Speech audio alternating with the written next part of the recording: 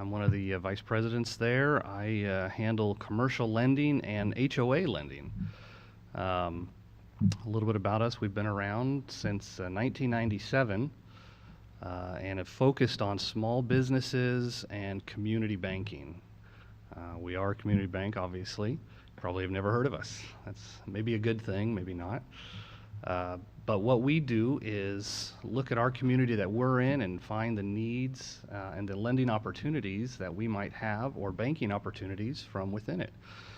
Just a number of months ago, CMC came to us and said, there's really a shortage in lending to homeowners associations.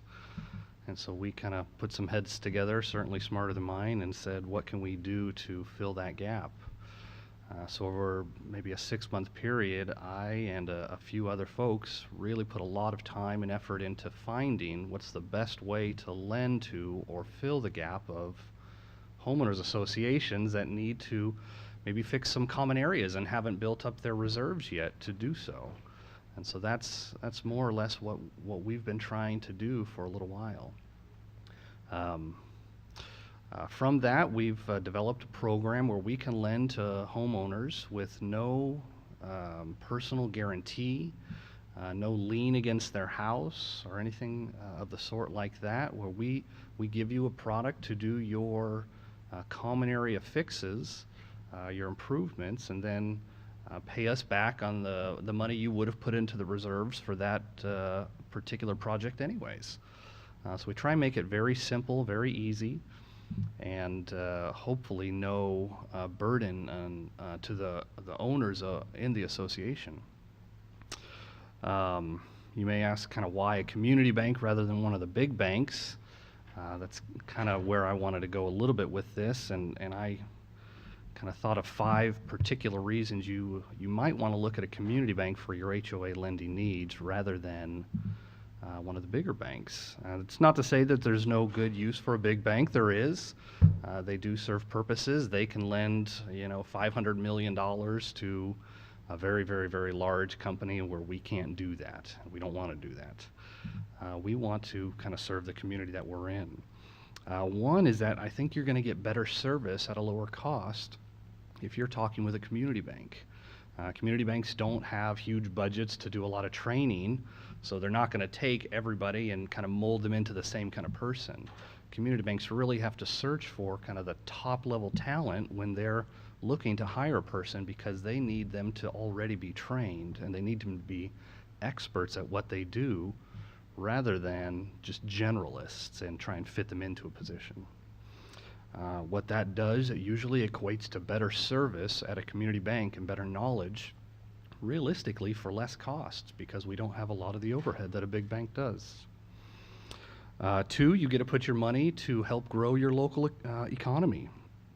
Small businesses, which by far represent the most job growth in the economy, rely heavily often on small business need or small business lending.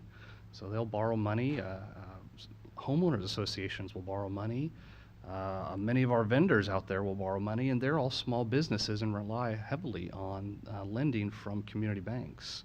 Whereas a large bank has the vast majority of most assets at a bank right now. They represent only about 15% of all the small business lending in the community, whereas a community bank has a very small percentage of the assets out there, and we represent more than 50%, actually more than 60% of all the lending in the community. So we really, our job is just to put money back out into the community rather than maybe kind of the third point to support productive investments. We take that money and we invest it back into the community.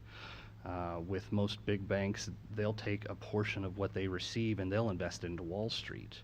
They'll invest it into futures. We had some debacles with that over the last few years, so I think we all know it. But community banks generally don't do that. It's just not their forte. We don't want to bring on people to try and get us into speculative investments. Fourth, we would keep decision-making local. If you're an HOA, if you're a small business, I have to sign off on your loan but I'm going to get to know you first. My boss has to sign off on it. He's going to come out and get to know you. And that's really what we want to do. We want to keep that decision-making local so that we know the real need, we know the people we're lending to, and they know us. It's really more of a relationship than it is a transaction, and we don't like to lend on transactions. We want to build relationships. Maybe fifth is that bank institutions, I think we share your commitment to the community. With most community banks, we do give quite a bit back to the communities we're in, whether it's volunteering at local organizations and nonprofits. Because you're hiring some of the better employees, they're almost always involved in organizations that are giving back to the community. I can't tell you how many folks that I work alongside with that are on the boards of directors of many, many, many different organizations within our community, and that's something we really strive to do. So I don't want to make it too much of a sales pitch, and I only had 5 minutes, so I think I made it, but I think we're going to open up for any questions if you do have any. No? All right. Well, I'm going to be out at the table for most of the morning, so I'd love to see you and give you a card if you so need it. All right. Thank you very much.